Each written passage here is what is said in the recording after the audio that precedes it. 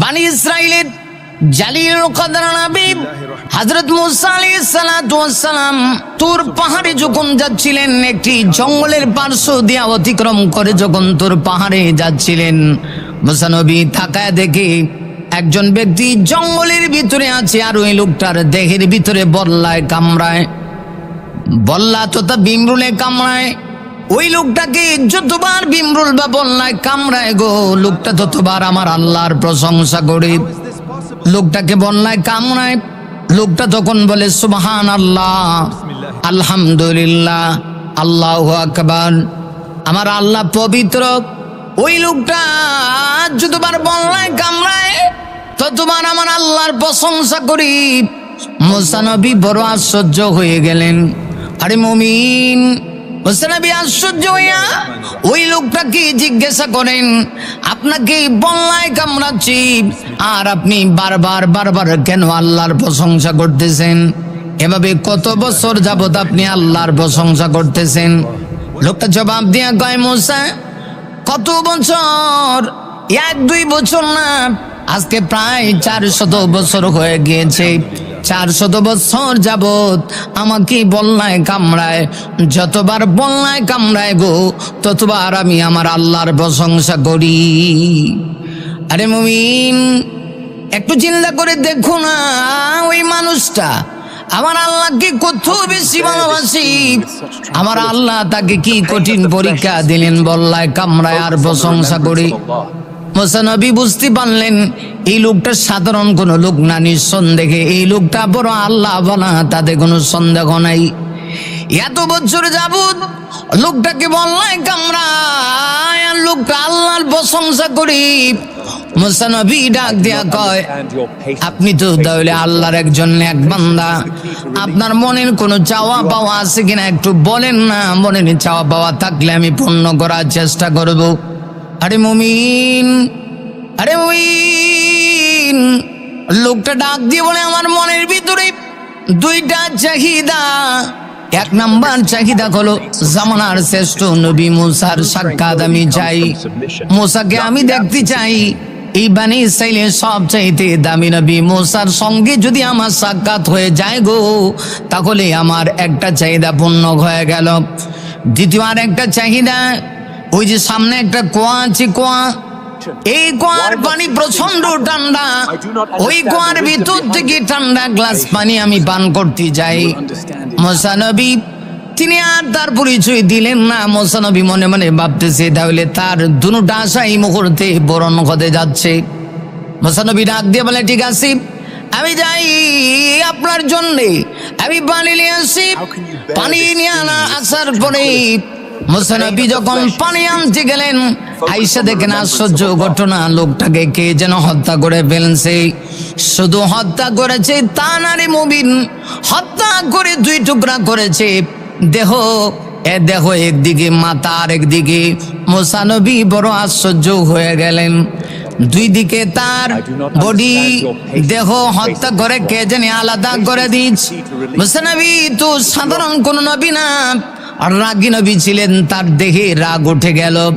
হযরত মুসা নবী তিনি যখন রাগ করতেন গো, মুসা নবীর মাথার মাঝখান দিয়ে রাগ করার সাথে সাথে চুল বেদ হয়ে দাঁড়ায় থাকতো। এত রাগী নবী ছিলেন মুসা নবী।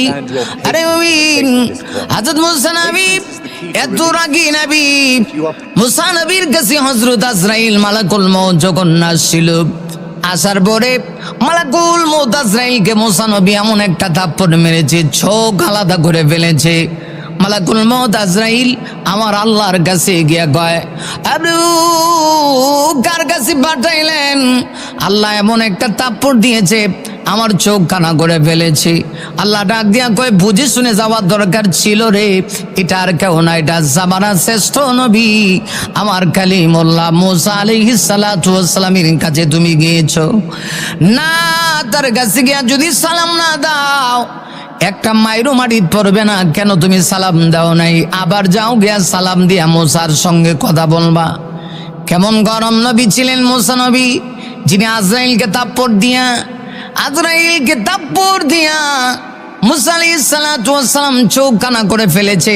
তাহলে কতটুকু গরম নবী ছিলেন মুসা নবী।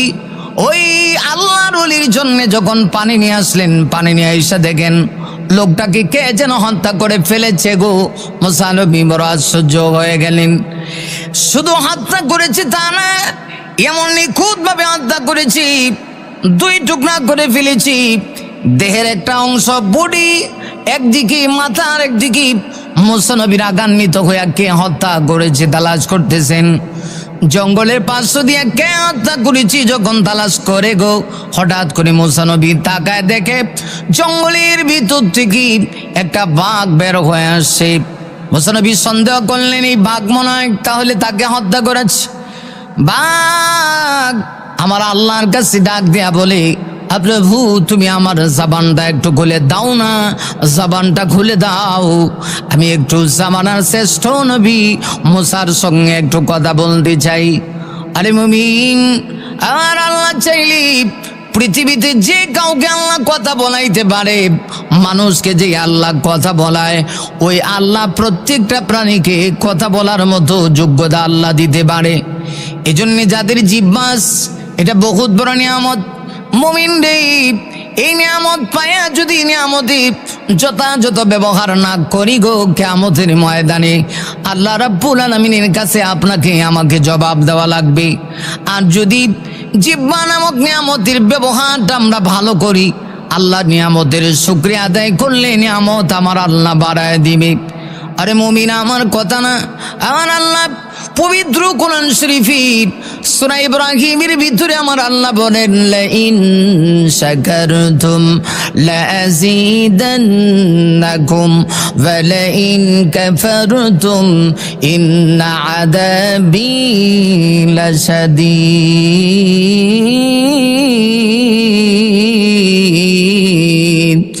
আরে মুমিন, আমার আল্লাহ বলেন, লাইন শাকারতুম, ও দুনিয়ার মানুষ, তোমরা যদি আমি আল্লাহর দেওয়া নিয়ামত পাওয়ার পরে নিয়ামতের শুকরিয়া করো, লাযীদান্নাকুম, অবশ্যই অবশ্যই আমি আল্লাহ আমার নিয়ামতকে বাড়ায় দিব। ওয়ালাইন কাফারতুম, আর যদি তোমরা নাফরমানি করো গো, আল্লাহ বলেন ইন্না আযাবী লাশাদীদ, জেনে রাখো আমার আযাব বড় কঠিন। নিয়ামতের শুকরিয়া আদায় করলে বাড়ায় দেন আল্লাহ, এই জন্য নিয়ামতের শুকরিয়া করা দরকার। হযরত মুসা নবী রাগান্বিত হইয়া যখন জঙ্গলের পার্শ্ব দিয়ে যাচ্ছেন, বাঘ মুসা নবীর সামনে এসে দাঁড়ায় গেল। বাঘ আল্লাহকে ডাক দেয়া গো, আল্লাহ গো, আগো প্রভু, প্রভু তুমি তো চাইলে পারো আমার জবানটা খুলে দিতে, আল্লাহ আমার জবানটা খুলে দাও গো। আল্লাহ রাব্বুল আলামিন সঙ্গে সঙ্গে বাঘের জবানটা খুলে দিলেন। বাঘ এবার ডাক দেয়া কয়, মুসা আমি হত্যা করেছি, ওই যুবককে আমি হত্যা করেছি, তবে শুনে নাও আমার ইচ্ছাই নয়, আমার আল্লাহর নির্দেশে আমি হত্যা করেছি। যখন বলছে আমি হত্যা করছি, মুসা নবী তো ক্ষিপে গেছে, রাগান্বিত হয়ে গেছি।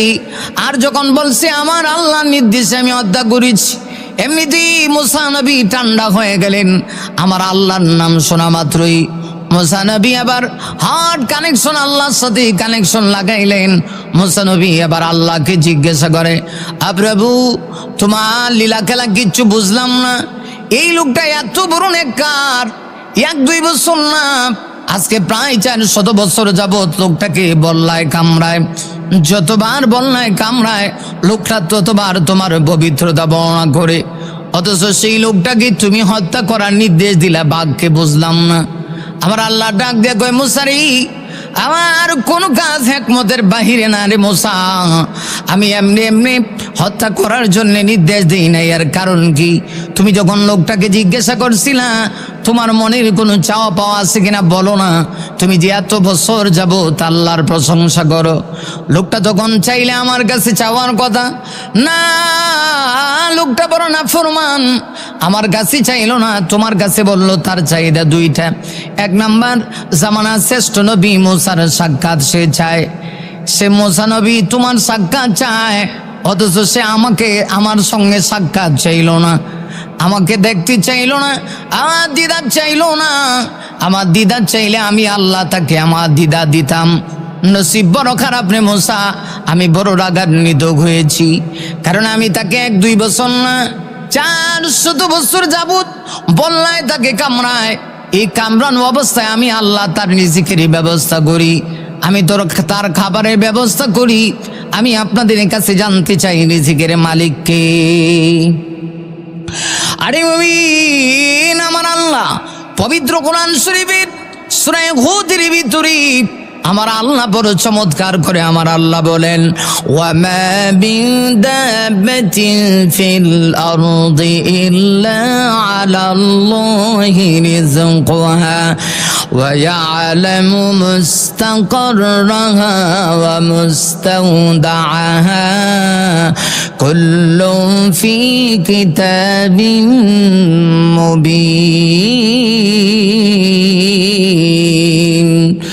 আরে মুমিন, আমার আল্লাহ বলেন জমিনে এমন কোনো বিচরণশীল প্রাণী নাই যে প্রাণীর রিজিকের ব্যবস্থা আমি আল্লাহ রাব্বুল আলামিনের পক্ষ থেকে করা হয় না।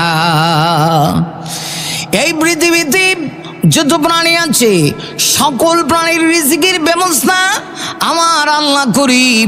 এমনকি একটা পাখি যখন তার গাছের ডাল থেকে বের হয়ে যায়, পাখি জানে না তার রিজিক কোথায় আছে। কোনো পাখি না খেয়ে আবার তার জায়গায় ফিরে আসে না, সবাই পেট ভরে খেয়ে তার ডালে আবার ফিরে আসে। আল্লাহ বলেন একটা পাখি রিজিকের ব্যবস্থাও আমি আল্লাহ করি, অথচ তোদের কোনো কিছুর প্রয়োজন হইলে আমার কাছে যাস না। আল্লাহ ডাক দিয়ে কয়, মুসা রে, ও মুসা, 400 বছর সে আমার এই কঠিন পরিস্থিতি আমার পবিত্রতা বর্ণনা করেছে, এটা তার নিজস্ব যোগ্যতা নয় রে মুসা। আমি আল্লাহ তাকে আমার প্রশংসা করার যোগ্যতা দিয়েছি, আর 400 বছর পর্যন্ত আমি আল্লাহ তাকে খাওয়ার ব্যবস্থা করেছি। কিন্তু সে বর্ণনা ফরমান আমি আল্লাহকে দেখতে চাইলো না, তোমাকে দেখতে চাইলো। আমি বড় কষ্ট পেয়েছি। 2 নাম্বার, তার আশা পানি খাবি, ঠান্ডা পানি যদি খাইতে হয় আমি আল্লাহ তাকে এতদিন রিজিকের ব্যবস্থা করে দিয়েছি। আমার কাছে চাবে, আমি আল্লাহ অবশ্যই তাকে রিজিকের ঠান্ডা পানি দিয়ে তার রিজিকের ব্যবস্থা করে দিব। পানি তৃষ্ণা আমি আল্লাহ নিবারণ করে দিব, কিন্তু আমার কাছে চাইলো না। এজন্য আমি তার প্রতি রাগান্বিত হয়ে বাঘকে হুকুম করেছি, বাঘ যেন তাকে হত্যা করে ফেলে, বাঘ যেন তাকে 2 টুকরা করে ফেলে। মুসা নবী সাথে সাথে বুঝতে পারলেন, ডাক দিয়ে বলেন, আল্লাহ গো, আপনার হিকমত বোঝা বড় কঠিন, কারণ আমার আল্লাহ যা করে হিকমতের বাহিরে কোনো কিছু করে না। আরে মুমিন, আসলে এজন্য বলছিলাম আল্লাহ রাব্বুল আলামিন পৃথিবীর মানব জাতিকে মাঝে মধ্যে নিয়ামত দিয়ে আমার আল্লাহ মাঝে মধ্যে পরীক্ষা করে বান্দা নিয়ামত পেয়ে আমার শুকরিয়া আদায় করে কিনা।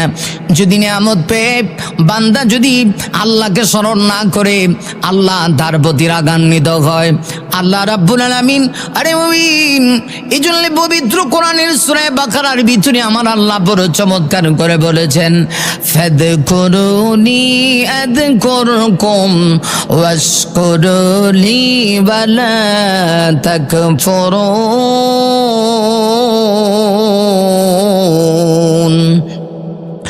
আমার আল্লাহ বলেন, ফাদকুরুনি, বান্দা অতঃপর তোমরা যদি আমাকে স্মরণ করো, আযকুরকুম, আমি আল্লাহ তোমাদেরকে স্মরণ করব, ওয়াশকুরুলি, আর যদি তোমরা আমার নিয়ামত পেয়ে নিয়ামতের কৃতজ্ঞতা আদায় করো, আমি নিয়ামত তোমাদের জন্য আরো বাড়িয়ে দেব। ওয়ালা তাকফুরুন, সাবধান তোমরা আমার নাফরমানি করো না, অকৃতজ্ঞ হয়ে যাও না, কারণ অকৃতজ্ঞ বান্দার সঙ্গে আমার আল্লাহ নাই। আমার নিয়ামতের শুকরিয়া করো, যদি নিয়ামতের শুকরিয়া কদর জামি করতে পারো, আল্লাহ রাব্বুল আলামিন বলেন অবশ্যই আমি আমার নিয়ামত তোমাদের জন্য বাড়িয়ে দেব। বনি ইসরাইলের নবী মুসা আলাইহিস সালাতু ওয়াস সালামকে আল্লাহ রাব্বুল আলামিন নবী বানায় শুধু পাঠিয়েছিলেন তা না, মুসা নবী তার জাতিকে অনেক বোঝানোর জন্য চেষ্টা করেছে, কিন্তু মুসা নবীর এই জাতির মানুষগুলি বড় নাফরমান ছিল। মুসা নবীর কথা বানি ইসরাইল জাতিরা শুনত কম। এমনকি এই জাতির একটা অভ্যাস ছিল, এই জাতি বড় বেশি গারোয়া জাতি ছিল। মুসা নবী যদি বলতেন ডান দিকে যাও, ওরা বাম দিকে যাইতো। অথচ আল্লাহ রাব্বুল আলামিন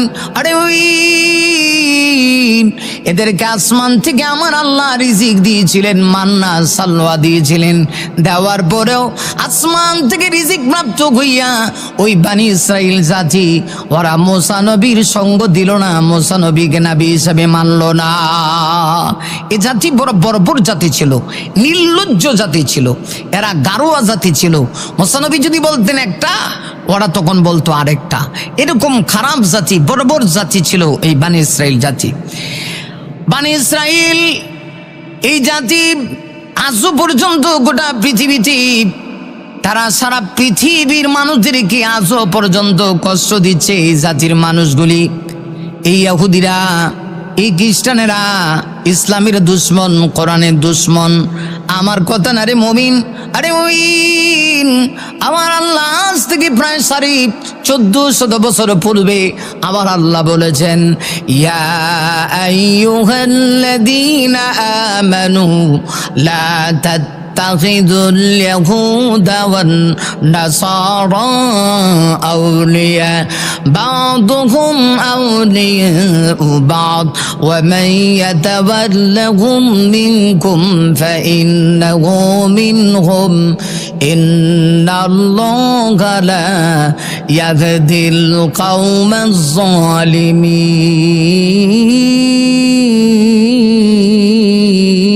الظالمين।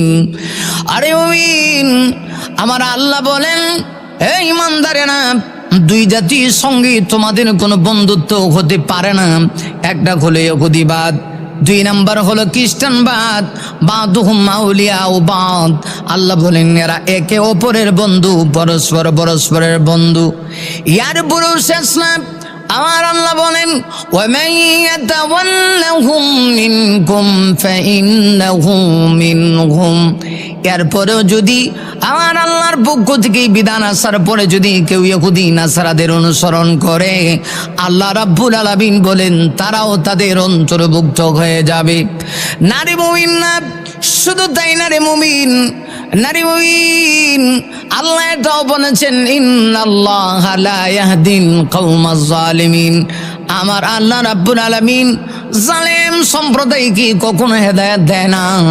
এজন্য বানি ইসরাইল জাতিকে আমার আল্লাহ ধ্বংস করেছিলেন।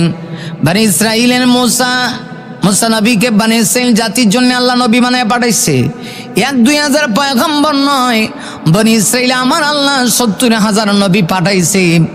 মুসা আলাইহিস সালাতু ওয়াস সালামকে আল্লাহ পাক মুজিজা দিয়েছিলেন কি?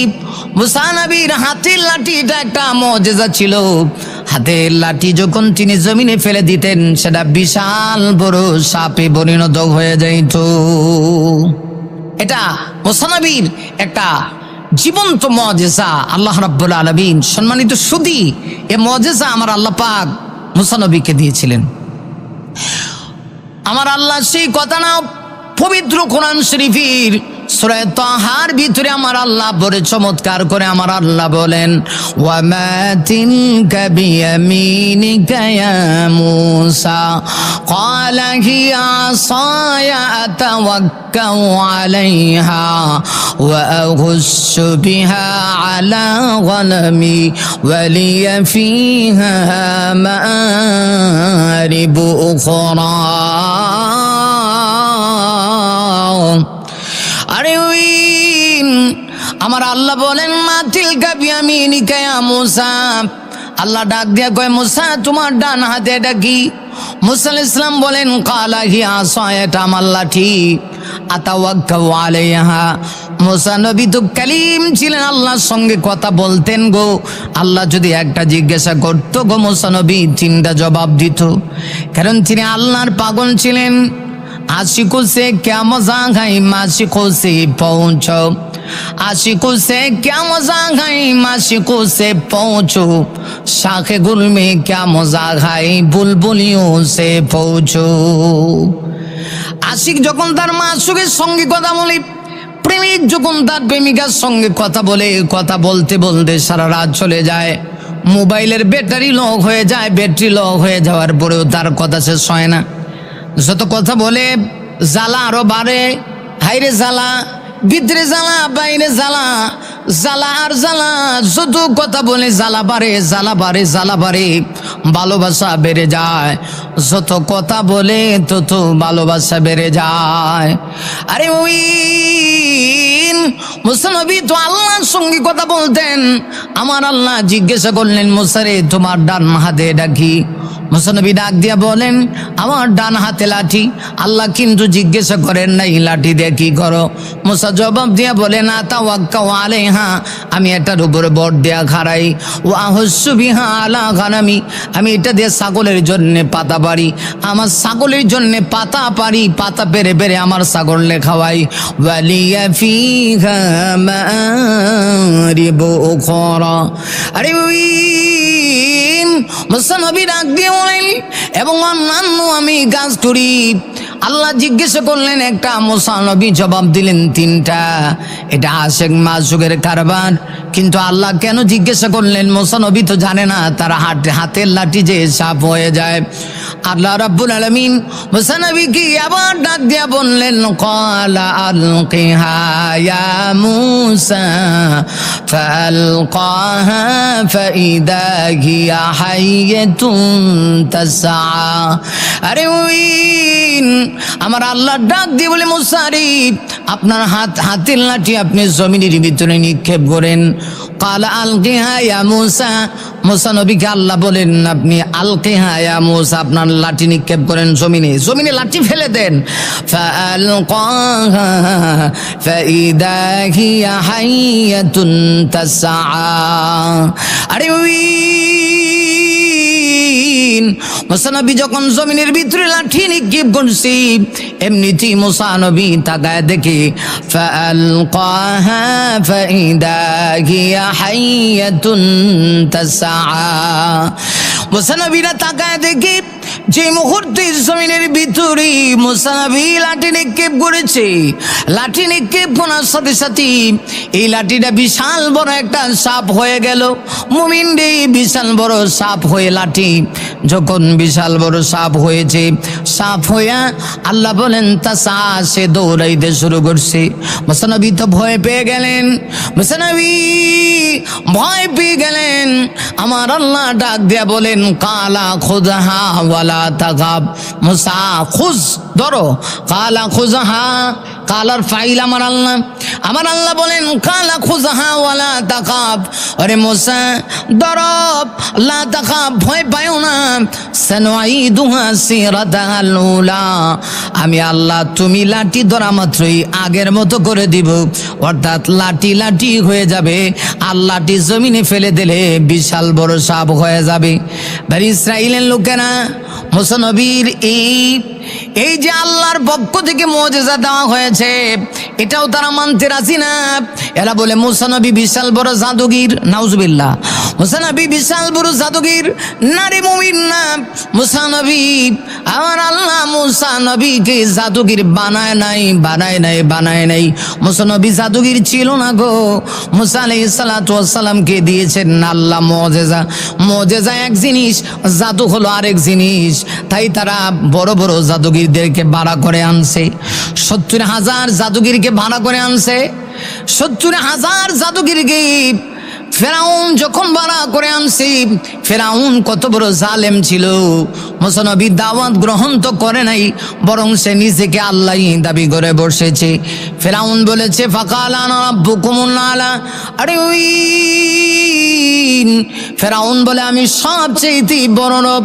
ফেরাউন মুসা নবীকে তো মানলই না, বরং মুসা নবীর মুজিজাকে জাদু বলে আখ্যায়িত করে। 70,000 জাদুগির তারা নিয়ে আসছে ভাড়া করে। 70,000 জাদুগির এসে যখন প্রত্যেকেই তাদের জাদু ছেড়ে দিয়েছে, সাপগুলি ছেড়ে দিয়েছে।